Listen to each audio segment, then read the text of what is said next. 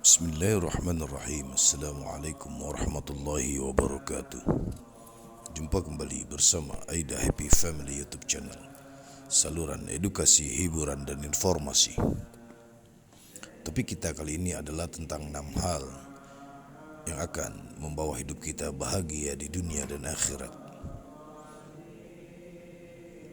Kita akan membaca kitab Nasaihul Ibad karya Syekh Nawawi Al-Bantani.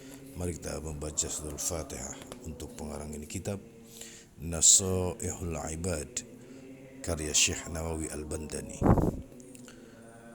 Bisiril asrar al-Fatihah. A'udzubillahi minasyaitonir rajim. Bismillahirrahmanirrahim. Alhamdulillahirabbil alamin. Arrahmanir rahim. Maliki yaumiddin. Iyyaka na'budu wa iyyaka nasta'in. Ihdinas siratal mustaqim. Siratal ladzina an'amta 'alaihim ghairil maghdubi 'alaihim waladdallin. Amin. Ya Hayyu ya Qayyum, ya Hayyu ya Qayyum, ya Hayyu ya Qayyum. Allahumma shalli wa sallim ala sayyidina Muhammad wa ala sayyidina Muhammad. Bismillahirrahmanirrahim.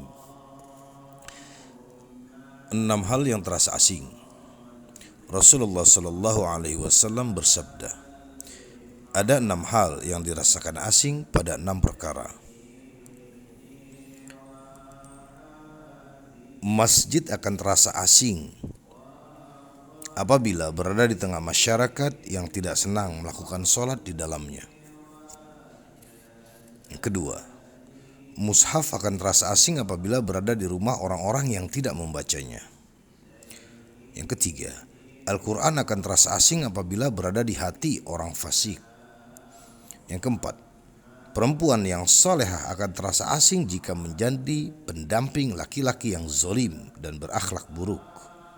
Yang kelima, laki yang soleh akan terasa asing jika menjadi pendamping hidup perempuan yang hina dan berakhlak buruk.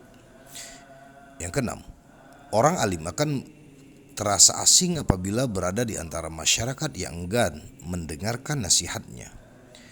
Dalam hadis lain Rasulullah SAW bersabda, orang yang paling aku cintai di antara kalian adalah orang yang paling baik pekertinya, yang lembut perangainya dan murah hatinya, yaitu mereka yang ramah juga simpatik. Dalam hadis lain juga disebutkan penghuni surga itu adalah setiap orang yang lembut juga halus perangainya dan wajahnya selalu berseri-seri. 6 golongan yang terlaknat. Rasulullah SAW bersabda, aku, Allah dan para nabi yang doanya mustajab melaknat 6 golongan manusia. Mereka adalah: pertama, orang yang menambah-nambah atau ayat dalam kitabullah. Yang kedua, orang yang mendustakan ketetapan Allah Subhanahu wa taala. Yang ketiga, penguasa yang sombong dan semena-mena, yang dengan kekuasaannya dia memuliakan orang yang dihinakan oleh Allah Subhanahu wa taala dan menghinakan orang yang dimuliakan Allah Subhanahu wa taala. Yang keempat, orang yang menghalalkan hal-hal yang diharamkan Allah. Yang kelima, orang dari keluarga dan keturunanku yang menghalalkan apa yang diharamkan Allah. Yang keenam, orang yang meninggalkan sunnahku. Sesungguhnya Allah tidak akan melihat mereka pada hari kiamat dengan pandangan kasih sayang. Hadis riwayat At-Tirmizi dan Al-Hakim. 6 perkara yang menghadang manusia. Abu Bakar As-Siddiq radhiyallahu anhu berkata, sesungguhnya iblis itu menghadang di hadapanmu. Jiwa yang jahat menghadang di sebelah kananmu. Hawa nafsu menghadang di sebelah kirimu. Dunia menghadang di arah belakangmu. Anggota badanmu selalu berada di sekelilingmu. Zat yang maha perkasa ada di atasmu. Iblis laknatullah alaih akan mengajakmu untuk meninggalkan agama. Jiwa yang jahat akan mengajakmu pada kemaksiatan. Hawa nafsu akan mendorongmu memuaskan keinginan syahwat. Dan dunia akan mendorongmu untuk lebih memilihnya dan melupakan akhirat. Anggota tubuh selalu mengajakmu berbuat dosa, sedangkan zat yang maha perkasa mengajakmu kepada surga dan ampunan. Sebagaimana Allah Subhanahu wa taala berfirman, Mereka mengajak ke neraka, sedangkan Allah mengajak ke surga dan ampunan dengan izinnya. Siapa yang memenuhi suruhan iblis, maka agama akan hilang darinya. Siapa yang memenuhi seruan jiwa yang jahat, maka akan hilang ruhnya. Siapa yang memenuhi seruan hawa nafsu, maka akan hilang akalnya. Siapa yang memenuhi seruan dunia, maka akan hilang akhiratnya. Siapa yang memenuhi seruan anggota tubuhnya, maka akan kehilangan surga. Dan siapa yang memenuhi panggilan Allah, maka keburukan-keburukannya akan hilang dan berganti dengan kebaikan.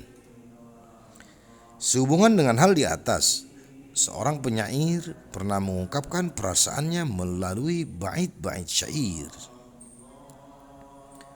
Maha suci zat yang telah menempatkan masa pada tempatnya dan menjadikan manusia ada yang terusir dan ada yang dirangkul. Hingga orang pintar yang juga cerdas terkadang hidup dalam kesusahan. Sementara si bodoh justru hidup dalam gelimang rezeki. Kenyataan ini telah membingungkan orang-orang berakal hingga mereka terjebak dalam kezindikan. Penyair lain mengatakan, manusia itu sesuai dengan zaman mereka dan arus yang mendominasi mereka. Generasi kaum lelaki zamanmu sesuai dengan kondisi zamanmu. Begitu pula jika zaman itu rusak, maka generasi kaum lelaki juga akan rusak. Dalam suatu riwayat diceritakan bahwa Rasulullah SAW bersabda, Allah membuat perumpamaan sebuah jalan yang lurus. Kedua sisi jalan tersebut ada dinding yang pintu-pintunya terbuka.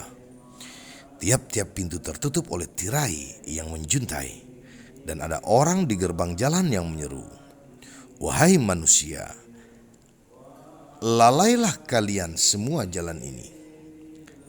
Laluilah kalian semua jalan ini, dan janganlah kalian berbelok. Saat manusia ingin membuka salah satu pintu tersebut, penyeru lain dari atas sirat atau jalan berkata, celakalah kamu, janganlah kamu membukanya. Jika membukanya, kamu pasti akan terjerumus ke dalamnya. Sirat atau jalan dalam kisah ini adalah perumpamaan dari agama Islam. Sedangkan dua dinding tersebut adalah hukum-hukum Allah Subhanahu wa Ta'ala. Adapun pintu-pintu yang terbuka tersebut adalah larangan-larangan Allah. Penyeru yang ada di gerbang jalan tersebut adalah kitab Allah. Sedangkan penyeru yang ada di atas jalan tersebut adalah nasihat-nasihat dari Allah yang terdapat pada hati setiap muslim. Hadis riwayat Muslim dan Ahmad. Dalam hadis lain Rasulullah SAW bersabda, setiap hamba itu pasti memiliki dua buah rumah. Satu rumah di surga dan satu lagi di neraka. Adapun orang yang beriman membangun rumahnya yang di surga dan menghancurkan rumahnya yang di neraka. Sementara itu orang kafir membangun rumahnya di neraka dan menghancurkan rumahnya yang di surga. Hadis riwayat Ad-Dailami. Dalam hadis lain beliau SAW juga bersabda, setiap orang yang masuk surga akan melihat bagaimana nasibnya di neraka. Jika ia berbuat buruk, akan bertambah rasa syukur kepada Allah. Begitu pula sebaliknya, setiap orang yang masuk neraka akan melihat bagaimana nasibnya di surga jika ia berbuat baik agar mereka menyesali dirinya. Hadis riwayat Al-Bukhari.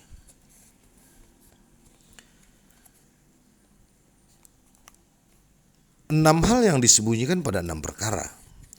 Umar bin Khattab radhiyallahu anhu berkata, sesungguhnya Allah telah menyembunyikan 6 hal dalam 6 perkara, yaitu pertama, menyembunyikan ridhonya dalam ketaatan kepadanya. Yang kedua, menyembunyikan murkanya dalam kemaksiatan.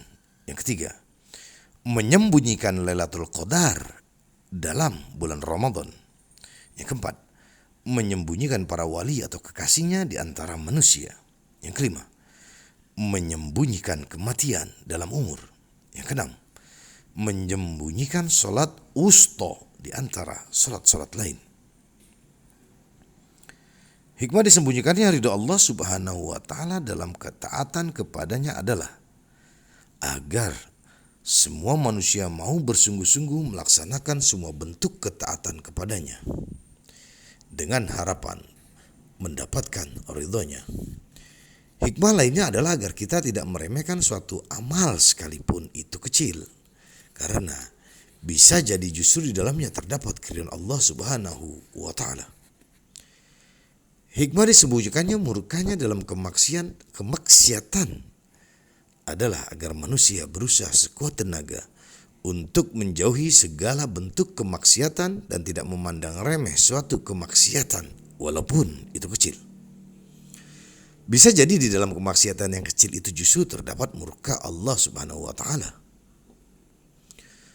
Lailatul Qadar disembunyikan oleh Allah Subhanahu wa Ta'ala pada bulan Ramadan, tentu dengan maksud agar manusia bersemangat menghidupkan seluruh malam di dalamnya. Kita dianjurkan untuk memperbanyak amalan di bulan Ramadan karena pahalanya dilipat gandakan Allah Subhanahu wa Ta'ala. Allah Subhanahu wa Ta'ala menyembunyikan para wali atau kekasihnya di antara manusia agar semua orang saling menghormati dan tidak memandang rendah orang lain. Bisa jadi kita meremehkan seseorang padahal dia adalah orang yang dimuliakan oleh Allah Subhanahu wa Ta'ala. Dirahasiakannya kematian tidak lain adalah agar manusia selalu bersiap-siap untuk menghadapinya dan kehidupan sesudahnya. Persiapan itu dilakukan dengan banyak mengerjakan amal soleh dengan berharap rahmat dan ridho Allah Subhanahu wa Ta'ala. Adapun disembunyikannya salat wusta agar manusia berlomba-lomba menjaga salat dan mendapatkan pahala yang besar dan keutamaannya.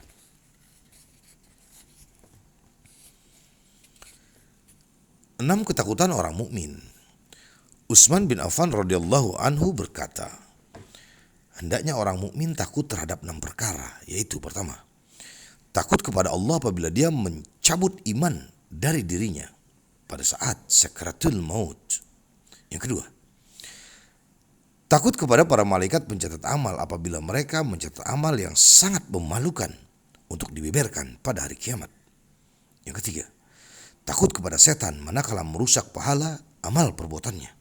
Yang keempat, takut kepada malaikat Israil alaihissalam jika mencabut nyawanya tiba-tiba dalam keadaan lalai terhadap Allah.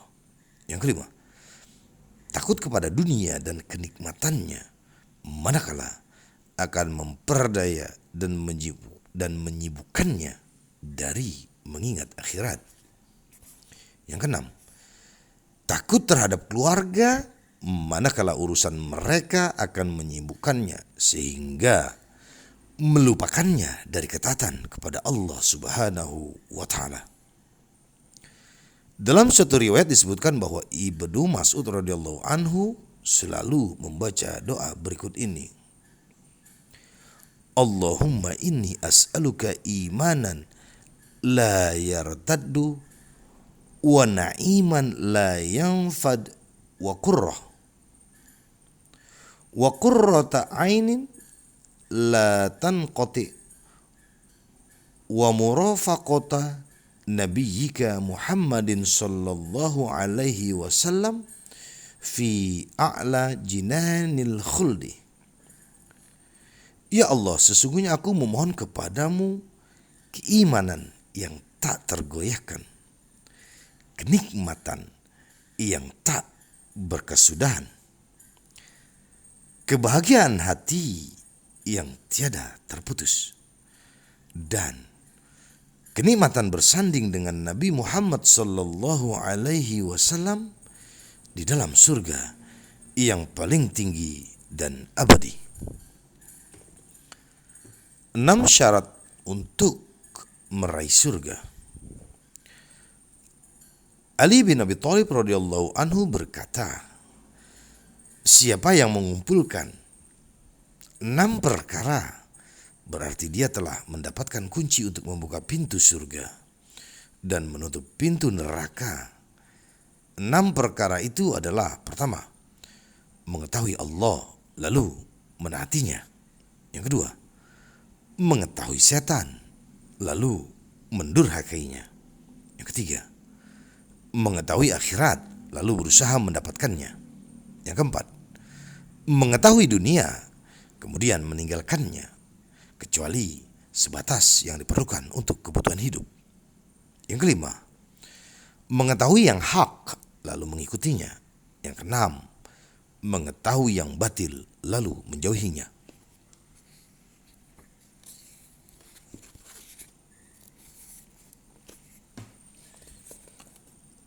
Enam nikmat utama. Ali bin Abi Thalib radhiyallahu anhu berkata, nikmat yang utama itu ada 6 perkara, yaitu Islam, Al-Quran, Nabi Muhammad, keselamatan, tertutupnya aib, dan tidak memerlukan bantuan orang lain. Sudah seharusnya kita berikrar setiap hari dengan ikrar berikut. Raditu billahi rabba wa bil islami dina wa bi Muhammadin sallallahu alaihi wasallam rasula wa nabiyya wa bil Qur'ani hukman wa imama.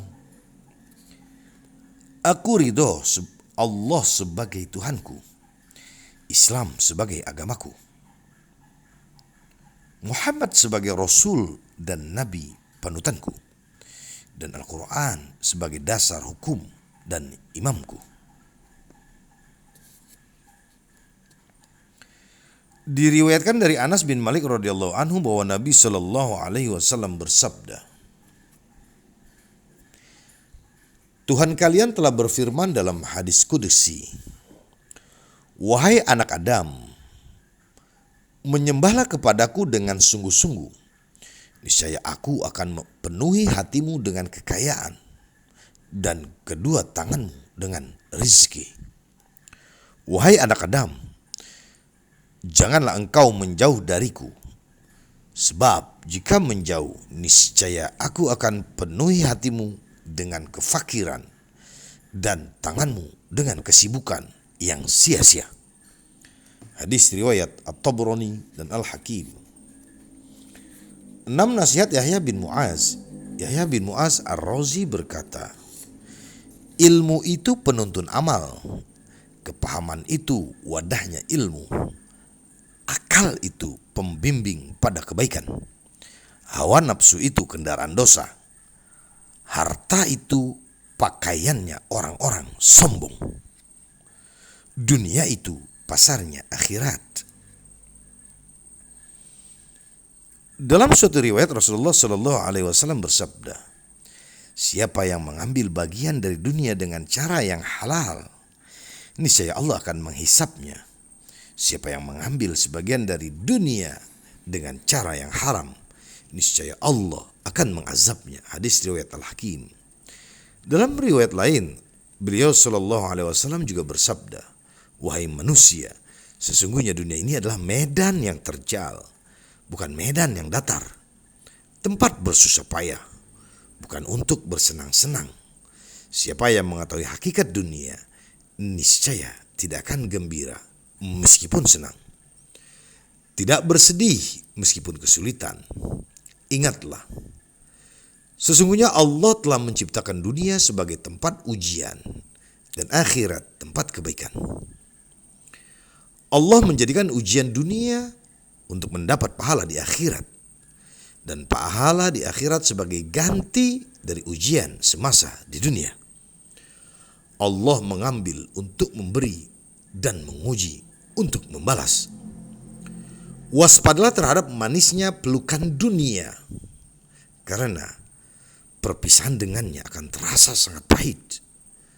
Jauhilah kenikmatannya yang sesaat, sebab kesedihannya akan terasa lebih lama. Janganlah engkau berusaha untuk memakmurkan kehidupan yang kehancurannya telah ditetapkan oleh Allah. Janganlah engkau bergantung pada dunia, sebab Allah berkehendak agar engkau menjauhinya. Jika tidak, engkau termasuk golongan orang-orang yang bakal ditimpa murkanya dan berhak atas siksanya. Hadis riwayat Ad-Dailami. 6 hal yang menyamai seluruh kenikmatan dunia. Bazar Jamhar berkata, ada 6 hal yang menyamai ke seluruh kenikmatan dunia, yaitu makanan yang lezat, keturunan yang soleh, istri yang solehah dan taat, ucapan yang konsisten, kesempurnaan akal, dan kesehatan badan. Sehubungan dengan kesempurnaan akal, Rasulullah Shallallahu Alaihi Wasallam bersabda, setiap amal itu memiliki penyangga dan penyangga amal seseorang itu adalah akalnya. Kualitas ibadah seseorang itu bergantung pada kadar akalnya. Sebagaimana ucapan Umar bin Khattab radhiyallahu anhu, kemuliaan harga diri seseorang ada pada akalnya. Keluhuran derajat ada pada agamanya. Dan kedudukan terhormat ada pada akhlaknya. 6 hasil renungan Hasan Al-Basri. Hasan Al-Basri rahimahullah berkata, kalau bukan karena keberadaan wali abdal atau wali pengganti, niscaya bumi seisinya akan tenggelam. Kalau bukan karena keberadaan orang-orang soleh, niscaya hancur orang-orang yang melakukan maksiat. Kalau bukan karena keberadaan para ulama, niscaya manusia akan seperti binatang. Kalau bukan karena keberadaan penguasa, niscaya semua manusia akan saling menghancurkan. Kalau bukan karena keberadaan orang bodoh, niscaya dunia ini akan terasa sepi. Dan yang keenam, kalau bukan karena keberadaan angin, niscaya segala sesuatu akan berbau busuk. Yang dimaksud dengan wali abdal adalah wali atau kekasih Allah Subhanahu wa ta'ala, yang selalu ada di dunia ini hingga akhir zaman. Jika salah seorang dari mereka meninggal, wali baru akan menggantikan keberadaannya. Terkait hal ini Rasulullah Shallallahu Alaihi Wasallam bersabda, wali abdal itu ada 40 orang dari kaum laki-laki, 22 orang berada di Syam atau Suriah, dan 18 orang lainnya berada di Irak. Apabila salah seorang di antara mereka wafat, Allah menggantinya dengan yang lain. Apabila telah datang perintah Allah, mereka akan diwafatkan semua. Saat itulah kiamat akan segera datang. Hadis riwayat Al-Hakim. Dalam riwayat lain Rasulullah Shallallahu Alaihi Wasallam bersabda, bumi ini tidak akan kosong dari 40 orang yang sama dengan kekasih Allah. Berkat merekalah para penduduk bumi diberi minum dan diberi pertolongan. Tak seorang pun dari mereka wafat kecuali Allah telah menggantinya dengan yang lain. Hadis riwayat At-Tabrani. Tentang kriteria wali abdal, Rasulullah Shallallahu Alaihi Wasallam pernah bersabda, 3 sifat yang apabila dimiliki oleh seseorang, dia termasuk wali abdal. 3 sifat itu adalah ridho dengan semua ketentuan Allah, mampu menjauhkan diri dari larangan-larangannya, dan marah semata-mata karena Allah. Sehubungan dengan poin ketiga tentang keberadaan ulama, Abu Al-Lais pernah berkata, siapa yang belajar pada orang alim dia tetap akan mendapatkan 7 kemuliaan meskipun tidak sanggup menghafal sedikit pun dari ilmu yang diberikan orang alim itu. 7 kemuliaan tersebut adalah: pertama, keutamaan sebagai penuntut ilmu; kedua, terlindungi dari dosa; yang ketiga, kucuran rahmat sejak dia meninggalkan rumah untuk menuntut ilmu; yang keempat, apabila rahmat turun kepada semua yang hadir dalam majelis ilmu, dia akan mendapatkan bagian; yang kelima, akan dicatat baginya sebagai suatu ketaatan selama dia mendengarkan penjelasan; yang keenam, apabila hatinya gundah lantaran tidak paham, kegundahannya itu akan menjadi wasilah menuju kehadirat Allah Subhanahu wa Ta'ala. Yang ketujuh, akan mengetahui kemuliaan orang alim dan kenistaan orang fasik.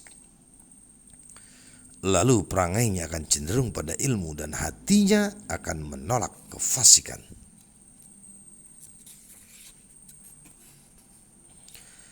6 perkara syarat keselamatan. Sebagian hukama mengatakan, siapa yang tidak takut kepada Allah Subhanahu wa Ta'ala, maka dia tidak akan selamat dari kesalahan berbicara. Siapa yang tidak takut akan perjumpaannya dengan Allah Subhanahu wa Ta'ala atau kematian, maka hatinya tidak akan selamat dari hal yang haram dan subhat. Siapa yang tidak memutus harapannya terhadap makhluk, maka dia tidak akan selamat dari sifat rakus. Siapa yang tidak menjaga amalnya dari pujian orang, maka dia tidak akan selamat dari sifat riya. Siapa yang tidak memohon pertolongan kepada Allah Subhanahu wa Ta'ala untuk menjaga hatinya, maka dia tidak akan selamat dari sifat hasud. Siapa yang tidak melihat kepada orang yang lebih tinggi darinya dalam soal ilmu dan amal soleh, maka dia tidak akan selamat dari sifat ujub atau bangga terhadap diri sendiri. Dalam hal menjaga lisan, Rasulullah Sallallahu Alaihi Wasallam bersabda, berbahagialah orang yang sanggup menjaga lisannya, yang merasa tempat tinggalnya luas, dan yang menangis atas kesalahan-kesalahannya. Hadis riwayat At-Tabrani.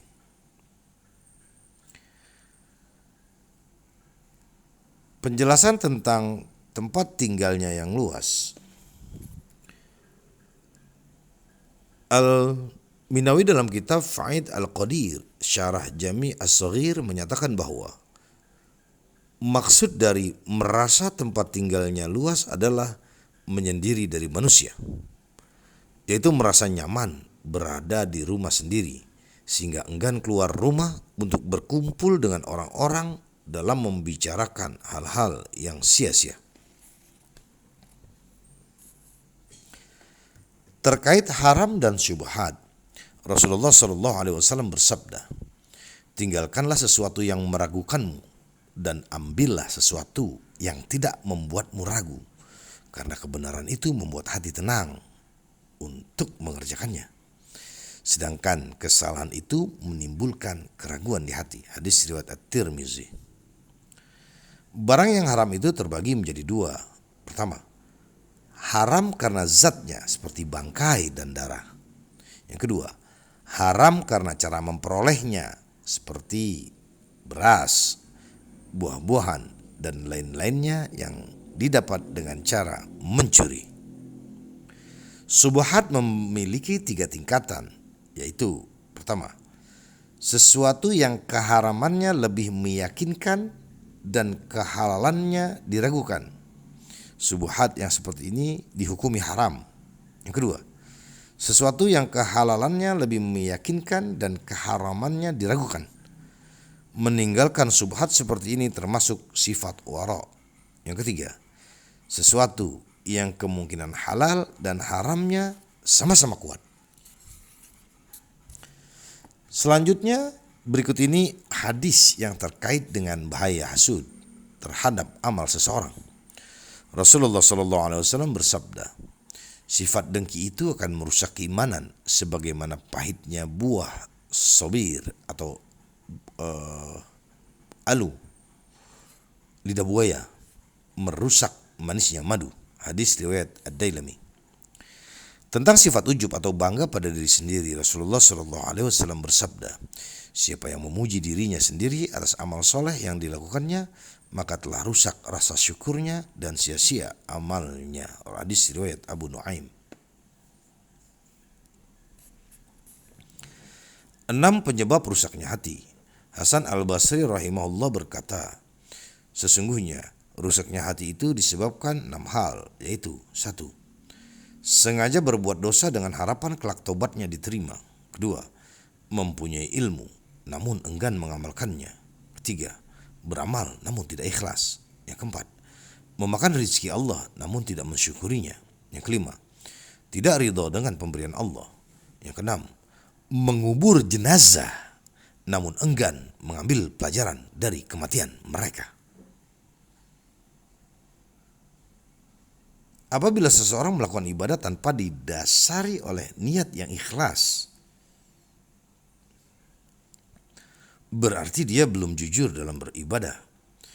Kejujuran itu ibarat pohon, keikhlasan adalah cabangnya. Mengenai ikhlas, Imam Ahmad bin Hambal selalu membacakan doa berikut. Ya dalilal huyara dullani ala tariqi sadiqin waj'alni min ibadikal mukhlisin.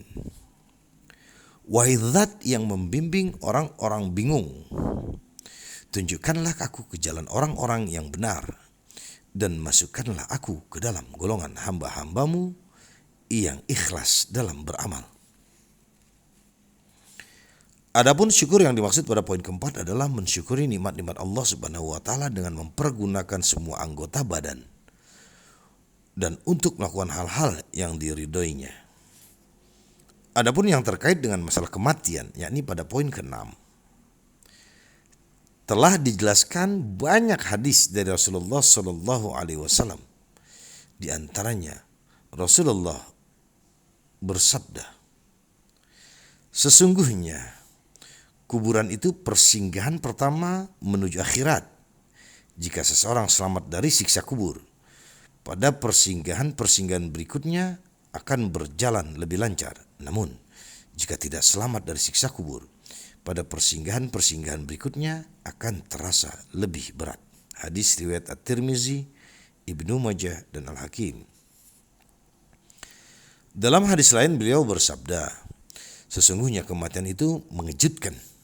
Oleh karena itu, apabila di antara kalian mendengar berita kematian saudaranya, hendaklah mengucapkan, Inna lillahi wa inna ilaihi raji'un, wa inna ila rabbina lamunqalibun. Allahumma ktubhu indaka fil muhsinin, waj'al kitabahu fi illiyin, wakhluf aqibahu fil akhirin. Allahumma la tahrimna ajrahu wa la taftinna ba'dahu. Sesungguhnya kami ini kepunyaan Allah dan akan kembali kepadanya. Hanya kepada Tuhan kami berpulang. Ya Allah, catatlah dia di sisimu termasuk golongan orang-orang yang berbuat baik, dan jadikanlah catatan amalnya pada illiyin, dan berilah penggantinya bagi orang-orang yang masih hidup. Ya Allah, janganlah engkau halangi kami dari pahala mendoakannya, dan jangan pula engkau timpakan cobaan kepada kami yang ditinggalkannya. Hadis riwayat At-Tabrani. Dalam riwayat lain beliau juga bersabda, siapa yang mendengar kematian seorang muslim lalu dia mendoakannya dengan kebaikan, maka Allah akan mencatat baginya pahala yang sama dengan orang yang menjenguknya semasa hidup dan mengantarkan jenazahnya. Hadis riwayat Ad-Daruqutni. 6 hukuman bagi penyita dunia. Hasan al-Basri rahimahullah berkata, Siapa yang memburu kesenangan dunia dan lebih memilihnya daripada akhirat, niscaya Allah akan menghukumnya dengan 6 macam hukuman. Tiga di antaranya ditimpakan di dunia, sedangkan lainnya ditimpakan kelak di akhirat. Adapun 3 hukuman yang ditimpakan di dunia adalah angan-angan yang tak berkesudahan, sifat rakus yang menguasai dirinya dan tak pernah merasa puas, dicabut darinya nikmat beribadah. Adapun 3 hukuman yang akan ditimpakan pada hari kiamat adalah ketakutan luar biasa pada saat hari kiamat, perhitungan amal atau hisab yang sangat berat, penyesalan yang panjang. Mengenai sifat rakus, Imam Nawawi Al-Jawi menjelaskan, rakus itu dapat memenjarakan jiwa untuk berbuat keutamaan dan menghalangi seseorang menjalankan ibadah secara sempurna serta membangkitkan jiwa untuk memakan harta subhat. Orang yang rakus tidak mengenal selesai, tidak pula mengenal batas yang membuat jiwanya tenang. Orang yang rakus jika telah mencapai tujuannya justru berhasrat untuk terus menambah kerakusannya dan angan-angannya.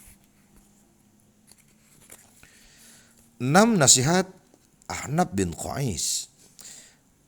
Ahnaf bin Qais berkata, orang yang dengki tidak akan tenteram hatinya. Orang yang banyak berdusta tidak akan memiliki harga diri. Orang yang pelit tidak mempunyai akal yang cemerlang. Orang yang diperbudak oleh raja-raja dan para pejabat tidak akan memiliki sifat amanah. Dan terakhir, orang yang berakhlak buruk tidak memiliki kehormatan. Ketentuan Allah tidak akan ditolak.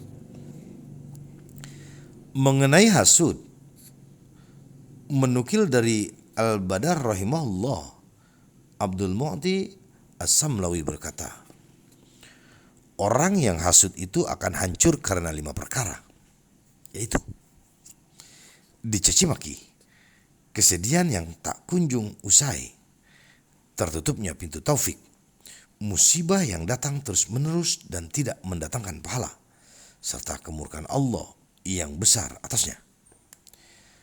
Masih berhubungan dengan dengki, Imam Ali Al-Mawardi berkata, hakikat dengki adalah merasa sangat sedih atas kebaikan-kebaikan yang ada pada orang-orang mulia. Berbeda dengan al-munaffasah atau berlomba-lomba, yaitu berbuat sekuat tenaga agar mendapatkan kenikmatan sama dengan yang dimiliki oleh orang-orang mulia tanpa membahayakan atau merugikan mereka. Rasulullah SAW bersabda, orang mukmin itu berghibah atau iri dalam hal kebaikan, sedangkan orang munafik itu dengki. Sehubungan dengan kehormatan diri, Rasulullah SAW bersabda, siapa yang berinteraksi dengan sesama tanpa menzalimi mereka, bertutur kata baik kepada mereka, tidak mendustai mereka, tidak ingkar janji kepada mereka, maka mereka itulah orang-orang yang sempurna kehormatan dirinya, lurus budi pekertinya, dan wajib untuk dijadikan saudara. Terkait dengan masalah pelit, dalam sebuah riwayat dijelaskan bahwa Rasulullah SAW sangat mencela orang yang pelit. Di antara sabda beliau adalah, makanan dari orang yang dermawan itu menjadi obat, sedangkan makanan dari orang yang pelit itu menjadi penyakit.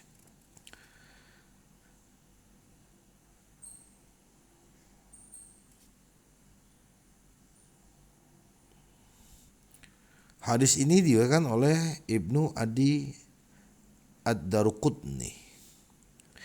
Sebagian ulama mengatakan orang bakhil atau pelit itu akan memiliki teman.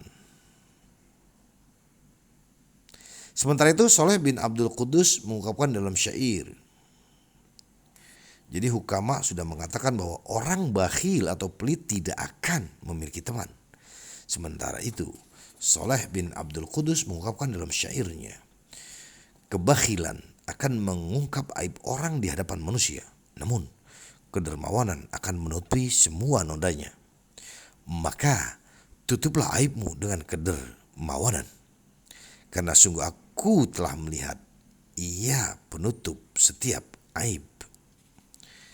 Terkait poin keempat, Rasulullah Shallallahu Alaihi Wasallam bersabda, ada dua golongan dari umatku yang apabila mereka baik, umatku akan menjadi baik. Mereka itu adalah para pejabat dan para fuqaha atau ahli hukum Islam. Hadis riwayat Abu Nuaim. Dalam riwayat lain Rasulullah Shallallahu Alaihi Wasallam bersabda, rakyat tidak akan hancur sekalipun mereka berlaku zalim dan berbuat buruk, selama para pemimpin mendapatkan petunjuk dan terus membimbing rakyat kepada jalan yang benar. Sebaliknya, rakyat akan hancur sekalipun mereka mendapatkan petunjuk, selama para pemimpin mereka berlaku zalim dan berbuat buruk. Hadis riwayat Abu Nuaim. Dalam rangkaian syairnya, Abu Bakar pernah mengungkapkan, jika engkau ingin semua manusia mulia, tunggulah saat seorang raja berpakaian orang miskin. Dialah orang yang baik perangainya, layak memimpin dalam urusan dunia dan agama. Terkait dengan orang yang berakhlak buruk, terdapat beberapa hadis yang menjelaskan masalah tersebut. Di antaranya sabda Rasulullah Shallallahu Alaihi Wasallam, akhlak yang buruk itu tercela, dan orang yang paling buruk di antara kalian adalah yang berakhlak buruk. Hadis riwayat Al-Khatib. Dalam hadis lain, beliau bersabda, sesungguhnya akhlak buruk itu merusak amal seperti cuka yang merusak manisnya madu. Hadis ini diriwayatkan oleh Al-Baihaqi dalam kitab Syu'ab Al-Iman. Dalam riwayat lain disebutkan bahwa Rasulullah SAW bersabda, hamba yang paling dicintai oleh Allah adalah yang paling baik akhlaknya. Hadis riwayat At-Tabrani. 6 tanda taubat diterima. Sebagian hukama pernah ditanya, apabila seorang hamba bertobat, apakah engkau mengetahui bahwa taubatnya diterima atau ditolak? Dia menjawab, aku tidak berhak menentukan apakah taubatnya itu diterima atau ditolak. Akan tetapi, untuk diterimanya taubat itu ada tanda-tandanya. Dia merasa sulit terhindar dari kemaksiatan. Dia merasa dalam hatinya bahwa kegembiraan itu terasa jauh dan kesedihan itu terasa dekat. Dia selalu mendekati orang-orang baik dan menjauhi orang-orang jahat. Dia menganggap bahwa harta dunia yang banyak itu sedikit dan memandang amal akhirat yang sedikit itu banyak. Hatinya selalu disibukkan dengan ketaatan kepada Allah dan tidak menyibukkan diri dalam mencari rizki yang sudah dijamin olehnya. Selalu menjaga lisan, selalu bertafakur tentang keagungan Allah dan selalu menyesali kemaksiatan yang pernah diperbuat.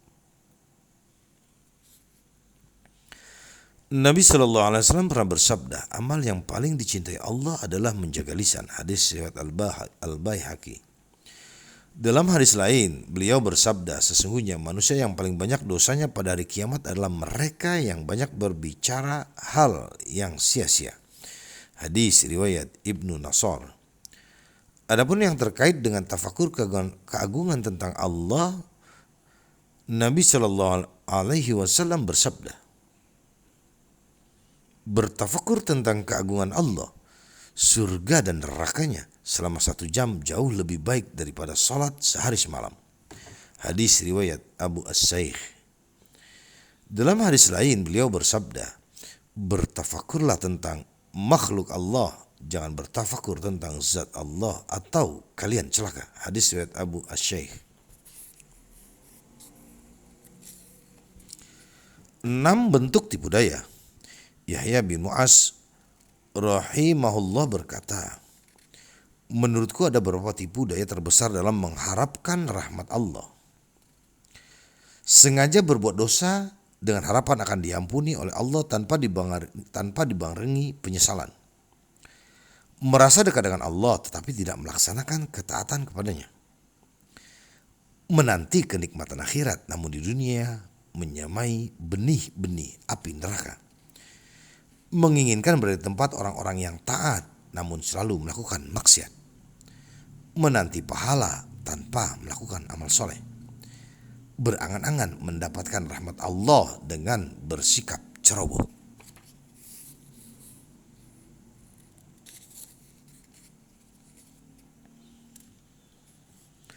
Terkait dengan poin keempat, Allah Subhanahu wa taala berfirman, sesungguhnya kamu hanya diberi balasan atas apa yang telah kamu kerjakan. Al-Quran Surah At-Tur ayat 16. Terkait poin ke-6, seorang penyair pernah mengungkapkan, dia berharap keselamatan namun enggan menempuh jalannya. Sesungguhnya perahu itu tidak akan berjalan di daratan. 6 pemberian yang paling baik. Tatkala ditanya tentang pemberian terbaik apa yang Allah Subhanahu wa taala berikan kepada hambanya, Ahnaf bin Qais radhiyallahu anhu menjawab, akal alami atau asli yang dibawa sejak lahir, aklun gharizi, seandainya tidak dimiliki. Budi pekerti yang baik, seandainya tidak dimiliki. Sahabat yang baik, seandainya tidak dimiliki. Hati yang sabar dan tabah, seandainya tidak dimiliki. Banyak diam, seandainya tidak dimiliki. Kematian lebih baik baginya. Tentang akal yang alami, Rasulullah SAW bersabda, seseorang tidak akan menemukan sesuatu yang sepadan dengan akal dalam menuntun pemiliknya kepada hidayah atau mengentaskannya dari kehinaan. Dalam hadis lain, beliau juga bersabda, pokok kecerdasan akal setelah keimanan adalah rasa kasih sayang terhadap sesama manusia dan sanggup memberikan pendapatnya tanpa bantuan orang lain. Sesungguhnya ahli kebaikan di dunia adalah ahli kebaikan di akhirat, dan ahli kemungkaran di dunia adalah ahli kemungkaran di akhirat. Hadis riwayat Al-Baihaqi. Dalam riwayat lain disebutkan bahwa Nabi SAW bersabda, seorang hamba tidak akan mencapai hakikat iman sebelum dia sanggup memelihara lisannya.